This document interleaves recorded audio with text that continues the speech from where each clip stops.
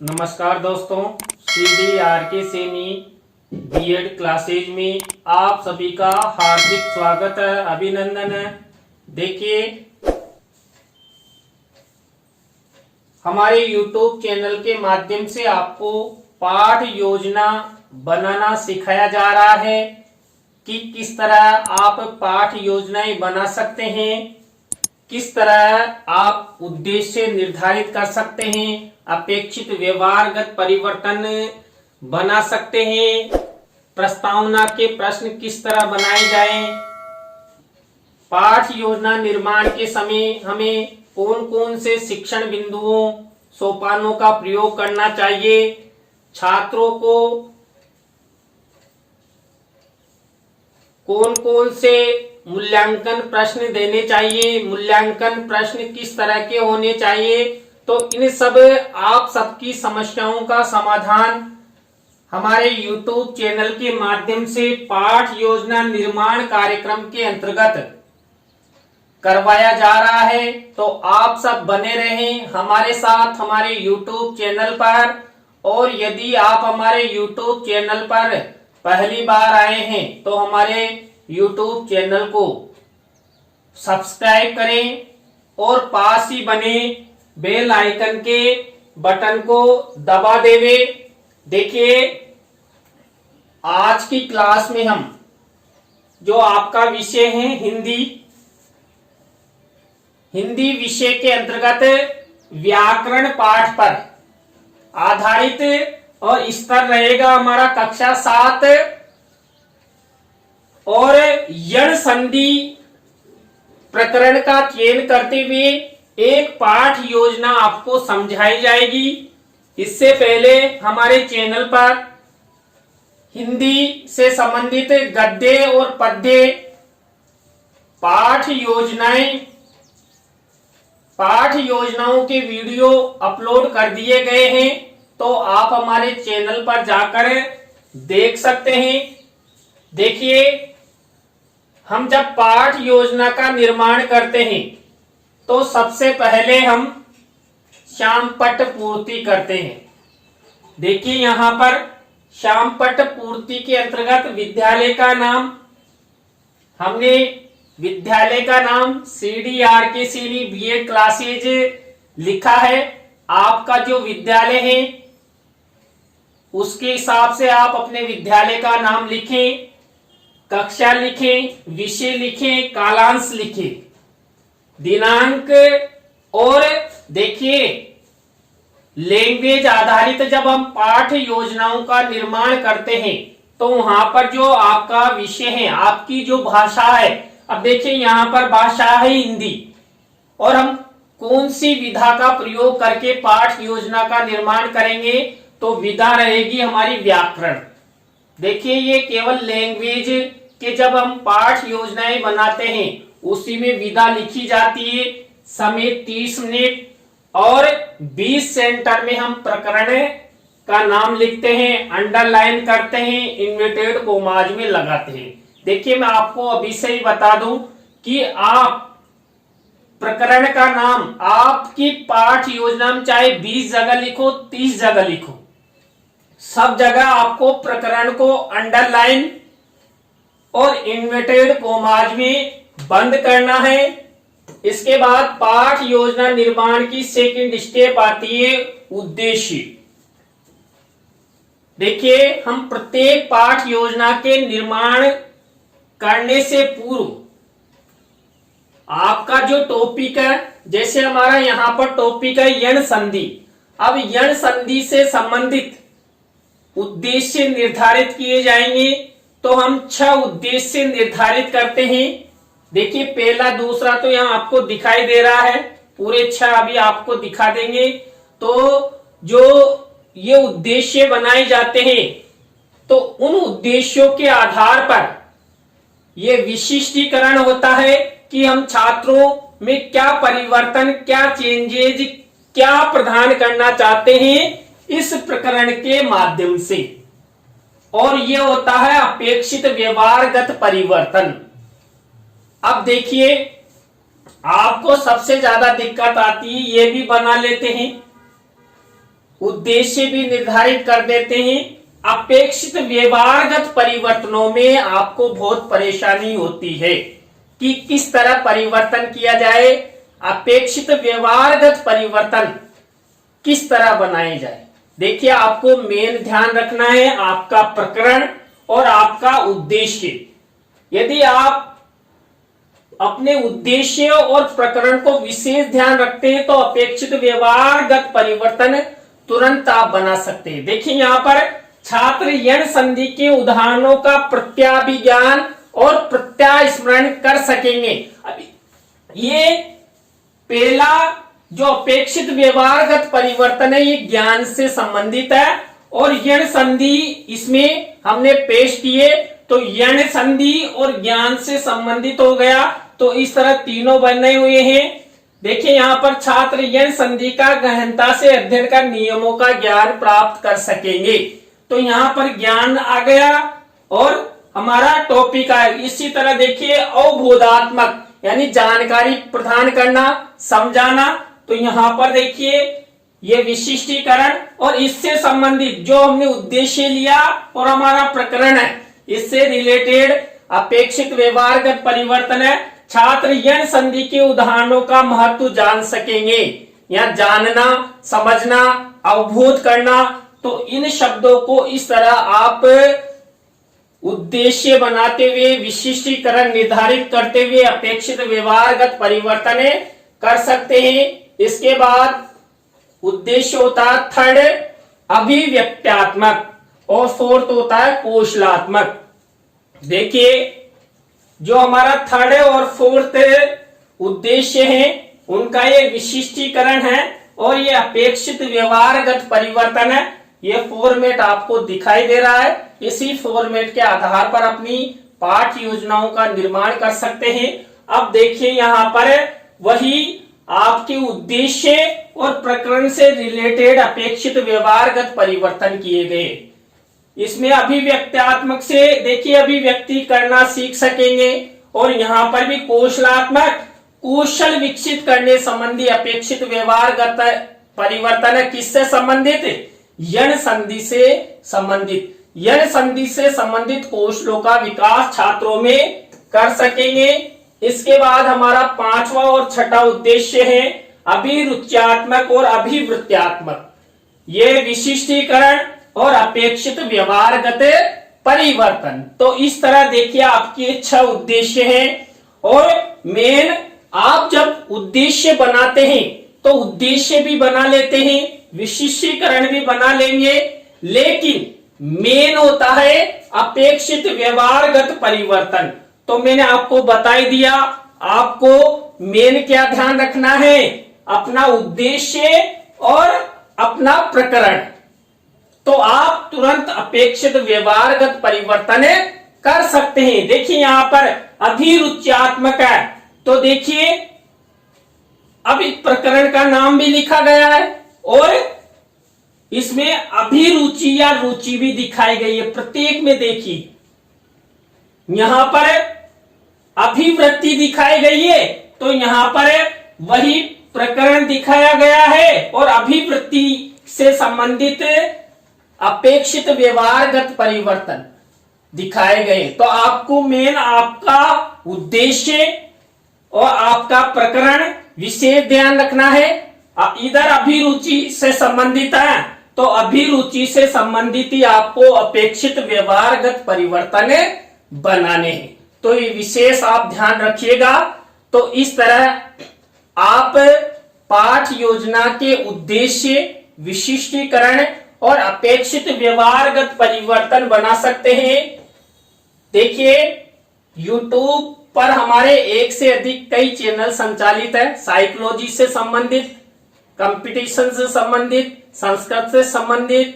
तो आप सब यदि उन चैनल्स पर अपलोडेड वीडियो का अध्ययन करना चाहते हैं तो गूगल, यूट्यूब, विडमेट, फेसबुक आदि पर CDRK सैनी कीवर्ड द्वारा सर्च करें।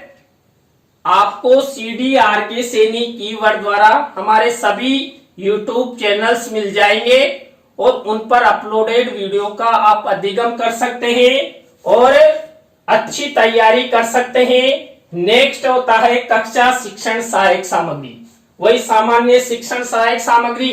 देखिए प्रत्येक पाठ योजना में मैंने आपको बताया है कि सामान्य शिक्षण सहायक सामग्री एक जैसी होती है, कोई परिवर्तन नहीं होता है।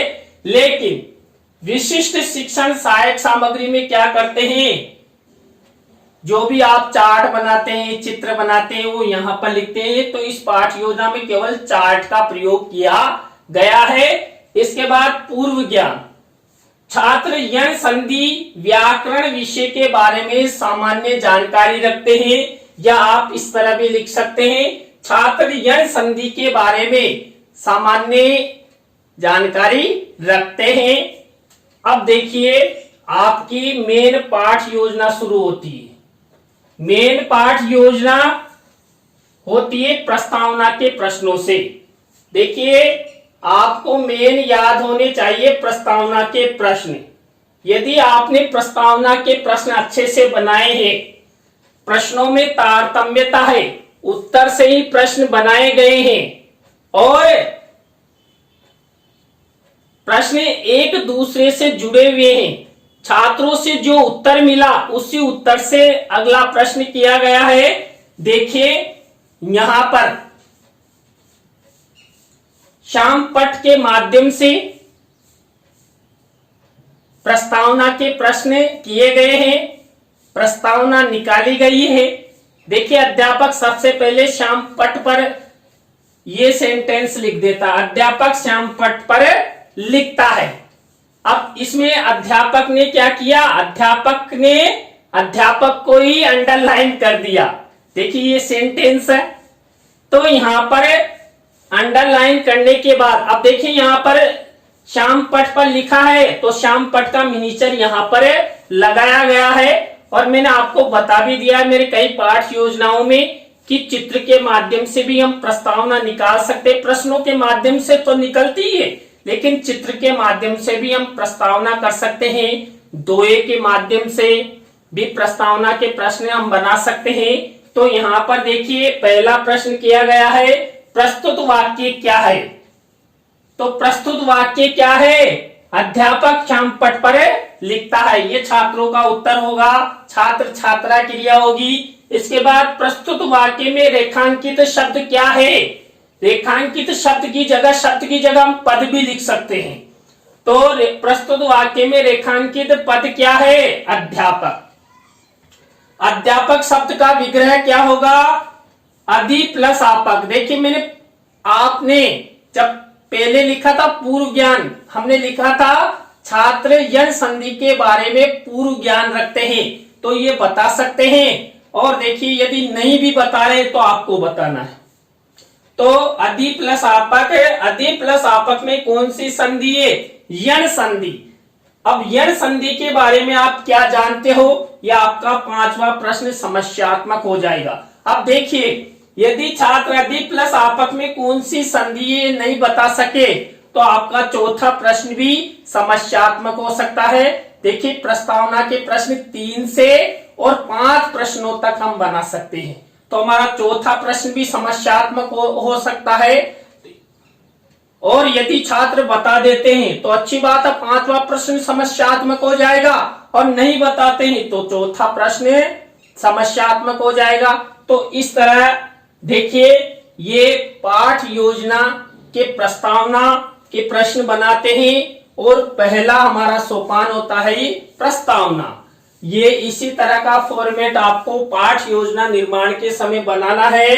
सेकंड स्टेप आती है हमारी उद्देश्य कथन। देखिए उद्देश्य कथन में वही, बच्चों आज हम सब यण संधि के बारे में सामान्य विस्तार पूर्वक अध्ययन करेंगे और छात्र छात्रा ध्यान पूर्वक सुनेंगे। अब देखिए ऐसा बोलता हुआ क्या करता है, छात्र अध्यापक छात्र अध्यापिका प्रकरण का नाम लिख देता है। श्यामपट्ट पर पहले से प्रकरण का नाम नहीं लिखते हैं। आपकी पाठ योजना की डायरी में तो आप लिख सकते हैं, लेकिन इसका प्रस्तुतिकरण के समय प्रकरण का नाम हम उद्देश्य कथन करते हुए लिखते हैं।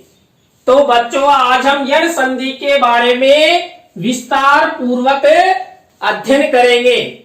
तो यहाँ पर उद्देश्य कथन कर दिया। थर्ड स्टेप होती है व्याकरण पाठ योजना में। देखिए थर्ड स्टेप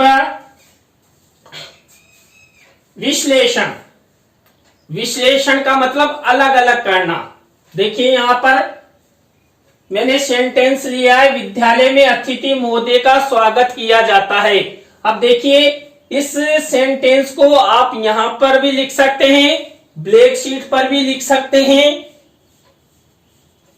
और यदि आप डायरेक्ट सेंटेंस न लिखकर जो स्वागत शब्द है ये भी हम डायरेक्ट लिख सकते हैं। कोई जरूरी नहीं है कि हम सेंटेंस ही लिखे, सेंटेंस भी लिख सकते हैं और यण संधि का एक उदाहरण भी लिख सकते हैं। आपको मैं बता दूं विश्लेषण के अंतर्गत क्या किया जाता है, 3 उदाहरण लिए जाते हैं। हमारे पहला उदाहरण तो मैंने बता दिया है, आप सेंटेंस भी ले सकते हैं और सेंटेंस में यण संधि के पद को अंडरलाइन कर सकते हैं, और या डायरेक्ट आप यण संधि का उदाहरण भी लिख सकते हैं। देखिए यहां पर डायरेक्ट ही लिखा हुआ है। अब इसी से रिलेटेड प्रश्न यहां पर किए गए हैं। प्रस्तुत वाक्य में रेखांकित पद क्या है? क्या है रेखांकित पद? स्वागत। स्वागत का विग्रह क्या होगा? सु प्लस आगर। अब प्रस्तुत विग्रह में प्रथम पद क्या है? सु। प्रस्तुत विग्रह में अंतिम पद क्या है? आगर। अब देखिए पूर्व पद के साथ अंतिम पद के मिलने पर क्या परिवर्तन होगा? क्या होगा? पुनः स्वागत शब्द बन जाएगा। अब यहां पर हमने कोई नियम नहीं बताया है। क्यों? क्योंकि देखिए व्याकरण के अंतर्गत हम जो हमारा एक शिक्षण सूत्र चलता है उदाहरण से नियम की ओर, और ये शिक्षण सिद्धांत भी है उदाहरण से नियम की ओर। तो छात्रों को सबसे पहले उदाहरण बताए जाते हैं और नियम तो बाद में बताया जाता है। तो यहाँ पर नियम नहीं बताना है। इस तरह आपको 3 उदाहरण लेकर छात्रों को उदाहरण समझाना है। उदाहरण यदि छात्रों को समझ में आ गए तो छात्र आसानी से क्या कर सकते हैं, नियम को समझ लेंगे। तो यहाँ पर देखिए पहला विश्लेषण के अंतर्गत पहला सेंटेंस, पहला उदाहरण हमने हल कर लिया। सेकंड देखिए सरकार ने अध्यादेश जारी कर दिया है। सरकार ने अध्यादेश जारी कर दिया है। अब देखिए पहले जो प्रश्न पूछे गए थे वैसा ही फॉर्मेट है। देखिए यहाँ पर प्रस्तुत वाक्य में रेखांकित पद क्या है? अध्यादेश। अध्यादेश का विग्रह क्या होगा? अधि प्लस आदेश। प्रस्तुत विग्रह में प्रथम पद क्या है? अधि। प्रस्तुत विग्रह में अंतिम पद क्या है? आदेश। और पूर्व पद और अंतिम पद के मिलने पर क्या परिवर्तन होगा? पुनः अध्यादेश बन जाएगा। देखिए यहाँ पर ब्लैक शीट का मिनीचर लगाया गया है। तो छात्र अध्यापक छात्र अध्यापिका इस ब्लैक मिनीचर यानी श्याम पट के माध्यम से इस जो हमने उदाहरण लिया इसको हल कर सकते हैं। देखिए कैसे, देखिए यहां पर कौन सा शब्द है या पद है? अध्यादेश। अध्यादेश का विग्रह क्या होगा? अधि प्लस आदेश। अब विग्रह में प्रथम पद क्या है? अधि। द्वितीय पद क्या है? आदेश। पूर्व पद और अंतिम पद को वापस मिला दिया जाए तो क्या बनेगा? अध्यादेश। यहां पर भी आपको देखिए क्या करना है, नियम नहीं बताना है क्योंकि हम उदाहरण से नियम की ओर चल रहे हैं। और विश्लेषण के अंतर्गत क्या करते हैं? विश्लेषण के अंतर्गत हमें 3 उदाहरण लेते हैं। थर्ड उदाहरण देखिए यहाँ पर भगवान श्री राम ने पित्राज्ञा का पालन किया। यहाँ पर यण संधि का उदाहरण है और यण संधि से संबंधित वही प्रश्न किए गए, सेम फॉर्मेट है। प्रस्तुत वाक्य में रेखांकित पद क्या है? पित्राज्ञा। पित्राज्ञा का विग्रह क्या होगा? पितृ प्लस आज्ञा। प्रस्तुत विग्रह में प्रथम पद क्या है? पितृ। प्रस्तुत विग्रह में अंतिम पद क्या है? आज्ञा। पूर्व पद के साथ अंतिम पद के मिलने पर क्या परिवर्तन होगा? वही पित्राज्ञा बन जाएगा। तो इस तरह देखिए ये मिनीचर लगा हुआ है और वही फॉर्मेट है। 3 हमने उदाहरण लिए किसमें, विश्लेषण में। अब विश्लेषण के बाद देखिए क्या होगा, विश्लेषण के बाद हमारा नेक्स्ट सोपान चलेगा संश्लेषण। देखिए संश्लेषण में क्या करते हैं, जो विग्रह होते हैं उन विग्रहों को एक साथ किया जाता है। देखिए यहाँ पर संश्लेषण के अंतर्गत छात्र अध्यापक छात्र अध्यापिका श्याम पट पर यण संधि के उदाहरणों का संश्लेषण करेगा या करेगी।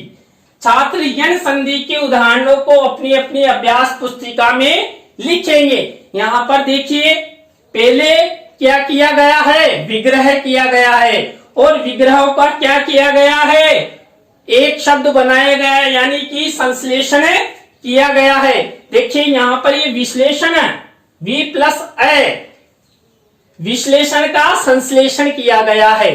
तो हमने सबसे पहला सोपान यानी कि विश्लेषण लिया। विश्लेषण में हम क्या करते हैं, अलग अलग करते हैं, यानी एक पद का संधि विच्छेद करते हैं, विग्रह करते हैं। लेकिन यहाँ संधि विच्छेद विग्रह को हम एक में मिलाने का कार्य करते हैं। तो यहाँ पर देखिए V+A, वे, V+आप्त, व्याप्त, सब ये यण संधि के उदाहरण है, जो आपको इस तरह 5 से 7 शब्द लेकर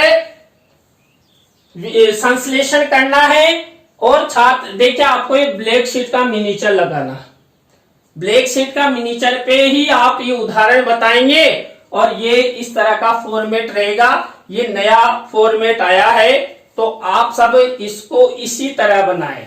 संश्लेषण के बाद हमारा नेक्स्ट 5वां स्टेप आता है नियमीकरण। अब देखिए हम पहले उदाहरण बताए, विश्लेषण बताया, संश्लेषण बताया, और उदाहरण कई उदाहरण हम छात्रों को बता चुके हैं। अब समय आता है नियमीकरण का, कि बच्चों अब देखिए यण संधि का नियम देखिए। तो देखिए छात्र अध्यापक छात्र अध्यापिका चार्ट के माध्यम से यण संधि की परिभाषा प्रस्तुत करेगी। परिभाषा प्रस्तुत करना क्या हो गया, नियम हो गया। छात्र यण संधि की परिभाषा को अपनी अपनी अभ्यास पुस्तिका में लिखेंगे। देखिए यहाँ पर यण संधि की परिभाषा दी हुई है। यण संधि की परिभाषा लिखकर ये पूरी परिभाषा यहाँ पर लिखी गई है।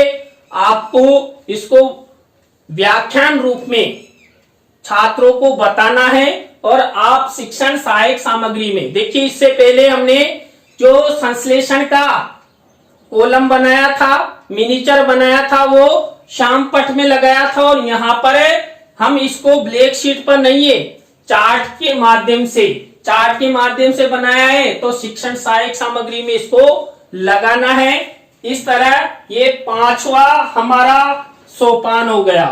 5वें सोपान के बाद हमारा 6ठा सोपान होता है